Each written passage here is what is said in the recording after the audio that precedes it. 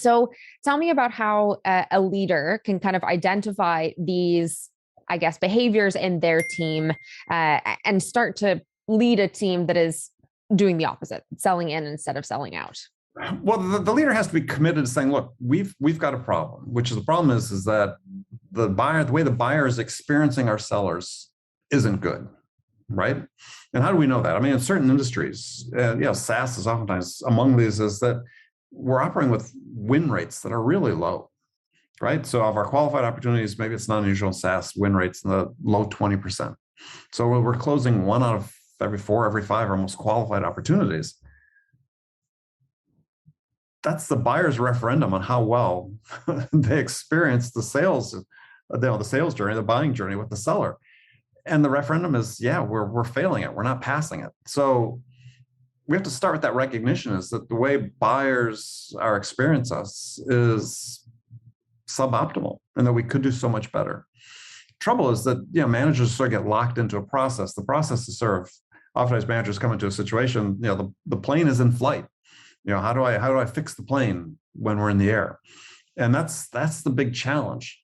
So I think that part is really a culture change that has to take place from leaders to recognize that buyers are saying we're not doing a very good job of this. And it's one thing when your company was sort of endless runway, you've got the funds, you can, maybe you're a high growth startup, you've got a lot of money, you can sort of say, we're just going to focus on top of funnel and we'll just worry about closing a relatively small percentage of the opportunities that come through. But at some point, things change. Not all companies have the benefit of operating that way. The economy could change, in which case, we've been in sort of period of 14 years of uninterrupted economic growth, where companies actually have to force to learn how to actually sell, meaning that when they have an opportunity that really is qualified, they have to be able to close it and learn how to win. Because if you're only closing 1 of, let's say, 4 of your most qualified opportunities, what are you training your salespeople to do?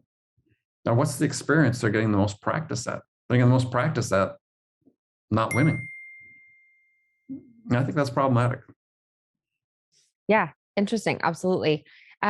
So what are kind of the steps, if we're thinking from the seller's perspective, what are the steps that you should take to learn to sell in?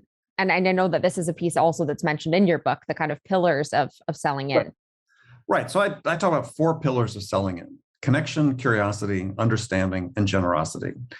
And when I contrast them with the behaviors that we see as the salesy behaviors, is those salesy behaviors, those are learned behaviors, right? We teach people how to do that. No one, I think, is, pops out at birth and, they're pushy and persuasive and, self-interested in the same degree. But we are wired to connect, right? We are social animals. We're wired to want to build rapport and connection with another person. We're wired to want to be trusted. We're wired to be curious. It's our curiosity that enables us to navigate the world, from youth to, in business, and to encounter a new situation with a different type of buyer. It's our curiosity that enables us to navigate through that. It's our understanding that's so critical. We're wired to want to understand because we want to be aware of what's happening around us. We want to understand other people. And we're wired to give. Again, by social tribal animals, giving makes us feel good. So these are natural behaviors. And the point I make in the book is that I quote from Jeff Colvin's book, Humans Are Underrated, where he talks about in an increasingly digital future, the people who thrive are those who learn how to become more intensely human, meaning that we're going to continue down this path where the differentiation between products is so slim. Is what becomes the differentiator? What becomes the buyer's experience with you as a person, as a seller? And so we need to learn how to be able to optimize that. We need to learn how to be able to connect with the buyer and build trust so they'll open the door to us to ask deeper, more penetrating questions so we can deploy our curiosity. I mean, you've experienced this in sales is you can ask a question of a buyer. If you don't have that level of trust, they may give you an answer, but they're not necessarily opening the door for you to ask a good follow-up question, to go a little bit deeper and dig a little deeper.